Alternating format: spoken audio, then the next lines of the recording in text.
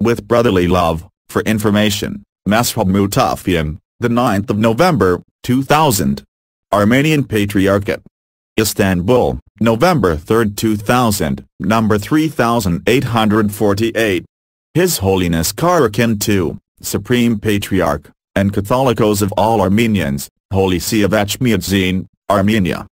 Dear Holiness, a while ago by indirect means, sometimes even by way of Jerusalem, we have received your correspondences dated May 6, number 1002, and 16, number 1060, June 30, number 1387, August 4, number 1630, 11, number 1669, and 14, number 1695, and September 13, number 1858, and lately also, October 6, number 2001, 7, number 2003, and 17, number 2071. Specifically for Istanbul Armenians in these grave days, we have neither time nor desire to deal with issues that do not have direct relevance with our Patriarchal See. However, there are a few points that we would wish to bring to your Holiness's attention. 1. From correspondence number 1002, May 6, and number 1669, August 11, it is evident that you relate with Patriarchal Sees as diocesan prelacies, which is contrary to the Armenian Apostolic Church's age-old traditions, as well as the dispositions of October 22, 1925 bylaws, Article 5, June 19, 1945 bylaws, Article 5, 6, 9b and 19, September 21, 1995 Constitutional Outline, Articles 6, 7, 21, and the introduction of the Internal Diasporan Bylaws, officially registered in the Republic of Armenia on December 11, 1991. The Catholicos must not write letters of interference regarding the boundaries of a Patriarch's authority. The boundaries of Patriarch and Primate, Prelate are historically not identical, nor are they synonymous. 2. Regarding the visit to be made to the Vatican, number 1696 and number 2002. We are wholeheartedly in agreement and supportive of you, when you pursue the renewal and strengthening of our Church's ties with sister churches. However, the receipt of remains of Saint Gregory the Illuminator seemed inexplicable to us. In Antelius, Jerusalem and Constantinople, Saint Gregory's remains are kept in special and historic cabinets. We are certain that you have the remains of the Father of our faith in the Holy See's treasury. Why take a step which is going to be incomprehensible for the masses? Is the Armenian Church going to receive the remains of its first official pontiff from Rome?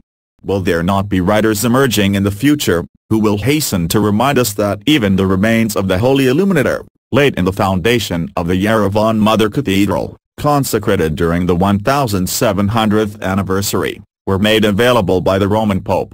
Should there not perhaps have been consultation with the bishops, or at least with the enthroned heads of the Patriarchal Sees? 3. There is another issue related to the Roman papacy. In a few days you are leaving for Rome, and to date we have not received information as to what you are going to sign with the Roman Pope. It is essential to remember that any document, which has not been agreed to, by any lawful body of the Church in the first place, will not have any canonical confirmation and will be judged in the category of pontifical personal correspondence, just as indeed occurred with your predecessor of blessed memory in the case of his signed document with the same Pope, John Paul XXIII. 4. You have been Catholicos for 1 year already and you don't have to take advantage of the Interior Diaspora Bylaws, Article 5, 68, in order to prove your authority. The way of terminating a diocesan primate, prelate is also important. Today, His Holiness the Pope himself does not have the right to suddenly terminate a bishop he chooses from his position. The Catholicos of all Armenians must also be guided by the prevailing rule of order and tradition. In similar cases, the accusation brought against the dismissed primate, prelate must be clear and evidential, a review board must be formed, the subject accused must be given the opportunity for self-defense, and then the outcome must be made public. 5. We were taken by surprise on October 9, When we received your fax, dated October 7, number 2003, to which was attached a new list of Supreme Spiritual Council members, without any additional information. A few days later, this time there was an announcement from the Holy See's press office, according to which it was declared that new members of the Supreme Spiritual Council had been appointed at the pontifical discretion.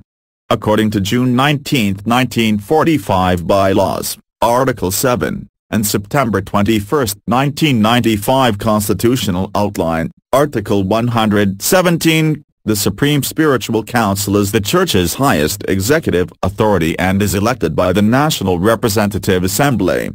In the 1995 National Representative Assembly, it was clearly stated that in order for the Supreme Spiritual Council to have confirmation and authority, its members must be called to office by election.